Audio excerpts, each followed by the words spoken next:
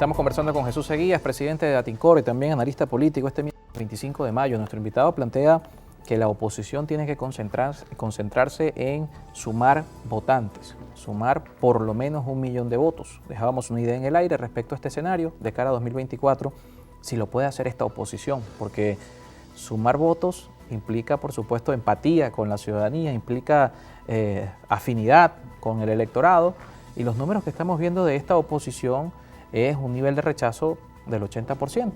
¿Lo puede hacer esta oposición? ¿Es necesario que haya un cambio en los actores políticos de cara precisamente a ese 2024? Bueno, es que ese es el dilema que tiene, el dilema político de la oposición venezolana, que después de todos los errores cometidos, ahora tiene que rehacer el juego, y lo peor es que no se atreven a tomar las decisiones que tienen que tomar para rehacer el juego. Siguen empantanados en una cantidad de conflictos, digamos, secundarios, de conflictos que no ayudan en absoluto al fortalecimiento y reconstrucción de la oposición. Entonces, yo te decía que la oposición necesita sumar 1 o 2 millones de votos nuevos a los que ya existen dentro de Venezuela. ¿Dónde está esa votación? Bueno, en primer lugar, está en los opositores que se fueron al exterior. En el exterior hay aproximadamente 3 millones y tantos de opositores que no tienen capacidad de votar. Y de aquí al 2024 dudo que resuelvan los atascamientos que hay para que esa población electoral vote. Debe haber un acuerdo político al respecto. Bueno, lo decía Enrique Márquez. ¿Cómo haces tú con la población electoral de Colombia, que está en casi más de 1 millón de votos, si no hay relaciones entre Venezuela y Colombia? Si gana Petro, se van a restablecer las relaciones, no alguna. Pero en el caso de los Estados Unidos, donde hay más de medio millón de venezolanos y apenas 55.000 tienen capacidad de votar, ¿en qué embajada van ellos a actualizar sus datos? ¿En la de Juan Guaidó? ¿O en la de Nicolás Maduro, que no existe? Esos son problemas que hay que resolver, que pasan por negociaciones, que pasan por una cantidad de factores, que yo en lo particular no me hago ilusiones con que la población electoral que está en el exterior tenga una alta capacidad de votar en estas elecciones venezolanas. Entonces, la oposición lo que tiene que lograr es que 1 millón de electores, de esos 3 millones que hay en el exterior, 1 millón retorne al país. ¿Y cuál es la razón por la cual esa gente Claro, va pero a hay también retornar hay electores también acá en Venezuela. Las últimas elecciones hablan de una participación en promedio del 40-45%. Hay electores en Venezuela los cuales también podrían buscarse, ¿no? Voy para allá. Entonces, de esos que están en la diáspora, para que retornen a Venezuela, lo único que tiene que ocurrir no es que le devuelvan las tarjetas a los partidos intervenidos, ni que restablezcan. Es decir, los derechos políticos no atraen a ninguna persona que está en el exterior. Apenas el 6% se fue de Venezuela por razones políticas, el 82% se fue por razones económicas y buscando mejor calidad de vida.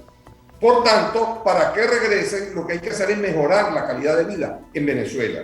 Y una de las razones, o mejor dicho, una base para lograr una recuperación económica del país es que las sanciones económicas sean suspendidas, porque no tiene ningún sentido, más que para negociar, y eso es lo que tienen que hacer con urgencia. ¿Qué pasa si eso no se logra? Bueno, a la oposición le corresponde ir a una población electoral que fue chavista anteriormente, que son 4.100.000 personas aproximadamente, que existían, que de 2013 para acá, después de la muerte de Chávez, ya no están allí, pero tampoco están en la oposición, porque no se han sentido atraídos por los opositores, y no ha habido un partido político opositor que los seduzca, ni la fuerza opositora en total. Y el único partido que puede hacerlo, podía y puede hacerlo, es Acción Democrática, porque el 58% de los chavistas fueron adecos antes, porque hay una relación importante, y porque Acción Democrática siempre fue un partido que tuvo un poder de influencia en los sectores más empobrecidos y en los sectores sociales D y E del país, que es donde el chavismo ha tenido recuperación. Pero ¿cuál Acción Democrática? ¿La Acción Democrática de Bernabé Gutiérrez o la de Henry Ramos? Porque hasta Acción Democrática es un partido que hoy tiene una dirigencia en conflicto. ni Bernabé Gutiérrez ni Henry Ramos garantizan la recuperación de Acción Democrática. Yo lo dije recientemente.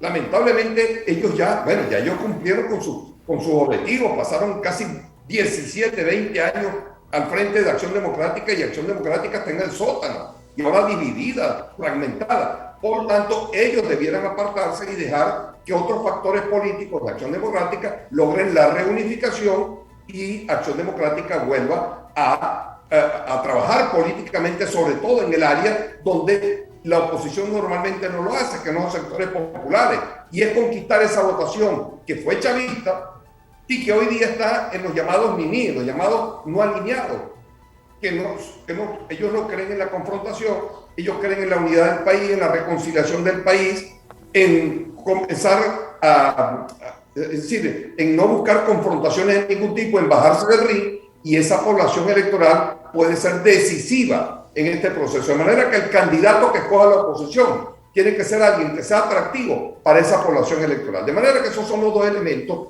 en la diáspora y los chavistas descontentos, donde la oposición puede crecer, y eso requiere de estrategias específicas que hasta ahora no las estamos viendo.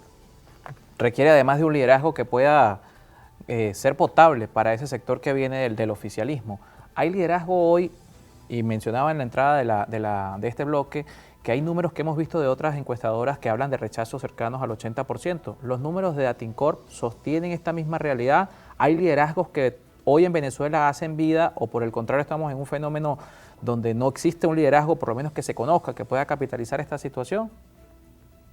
No, sin duda. Ya nosotros venimos registrando desde hace tiempo el derrumbe del estamento político venezolano. Tanto el gobierno como la oposición lo han hecho muy mal, no han respondido correctamente a los venezolanos. Hay un alto rechazo a ambos. La mayoría del país se siente, digamos, que ya no pertenece ni a la oposición ni al gobierno, el 60%. Esto es por primera vez que está ocurriendo, porque antes entre chavismo y oposición sumaban el 80% de las simpatías políticas venezolanas. Hoy eso ha cambiado mucho, y además de eso, muchos opositores, por ejemplo, se definen como opositores, pero no quieren saber nada del liderazgo político opositor. Están decepcionados, están frustrados, desesperanzados. Y esa gente tiene que encontrar un nuevo norte estratégico, tiene que encontrar un nuevo camino, tiene que encontrar fuerzas políticas, porque es que resulta que los partidos políticos están tan en el sótano como están los dirigentes en particular. Entonces estamos ante una profunda crisis de liderazgo en un momento crítico para el país, lo cual es muy peligroso. Entonces yo pienso que es hora de empezar a reconstruir desde abajo. Los partidos políticos tienen que reinventarse, todos, incluyendo los del gobierno. En fin, el país debe arrancar de nuevo. Venezuela no merece eso.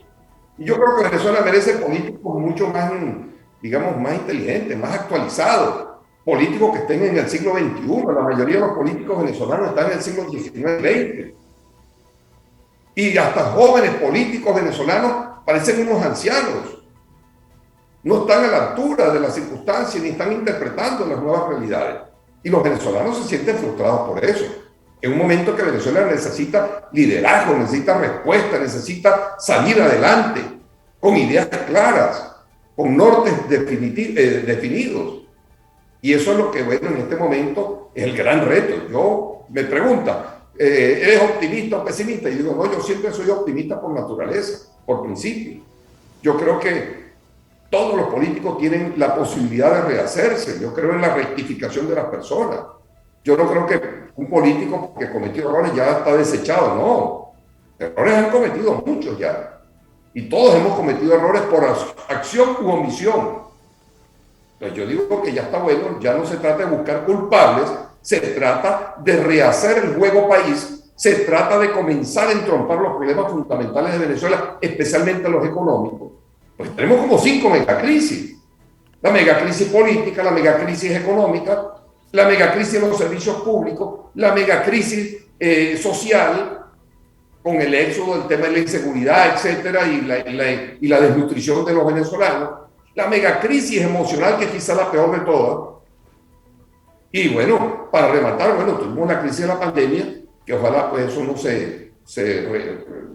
se reavive porque hay una ola en este momento peligrosa, pero son muchas crisis simultáneas, requieren un liderazgo político serio, coherente, digamos, actuando en función de un país, no en función de sus pequeñísimos intereses particulares. Es decir, que en Venezuela ya no tenemos ni siquiera políticos. En Venezuela lo que tenemos son desaforados buscapuestos o cuidapuestos, pero no políticos. Y candidatos. Tenemos muchos candidatos, más de 20 nombres han manejado algunos en este escenario de posibilidades de elecciones para 2024. Y en este sentido, dejar atrás, reconocer errores, pasar la página, todo eso es posible entendiendo lo que hemos transcurrido. Términos que han surgido en la política venezolana que son cuestionables y deben ser rechazados en cualquier escenario. Señalamientos de alacranato, colaboracionismo, todo eso es posible que se quede atrás, porque para poder unificar las fuerzas hay mucho que discutir en el camino. Lo hablamos del caso de Acción Democrática, es posible que Acción Democrática se vuelva a encontrar con todo lo que ha transcurrido. El tema es que ya no hay alternativas a eso, ya no hay, o lo haces o lo haces, porque lo otro es la muerte política. Y los políticos tienen que reflexionar sobre esto. Ellos tienen que generar cambios. Aquí es que ni siquiera se trata de una confrontación o de buscar el cese del chavismo en el poder. Eso es intrascendente comparado con los grandes cambios que hay que hacer en el país.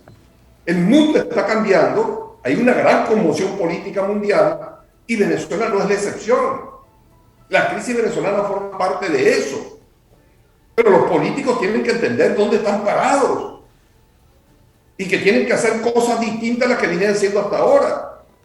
Como decía no hay peor signo de locura que hacer todos los días lo mismo y esperar resultados diferentes. Bien, Jesús, muchísimas gracias por acompañarnos. Se nos ha acabado el tiempo para la entrevista. Jesús Seguías, presidente de Atincorp, estuvo con nosotros vía Zoom y con esto finalizamos nuestro primer segmento de entrevistas. Al regreso vamos a hablar de política local. Nos vamos a política... quería decir algo, Jesús Seguías, antes de despedirse, que no... No, sencillo. El cambio es gratis. Ahí se los dejo. Muchísimas gracias. Muchísimas gracias por acompañarnos. Jesús Seguías, presidente de Atincorp, analista político con nosotros esta vez desde Estados Unidos. Cambiamos a política local al regreso. Estará con nosotros el dirigente político Luis Palox para hablar de la realidad del municipio Chacao, la vida vecinal y lo que ha trascendido en redes sociales, las denuncias respecto a las nuevas normas de convivencia en esta jurisdicción. Hacemos un corte y seguimos con más.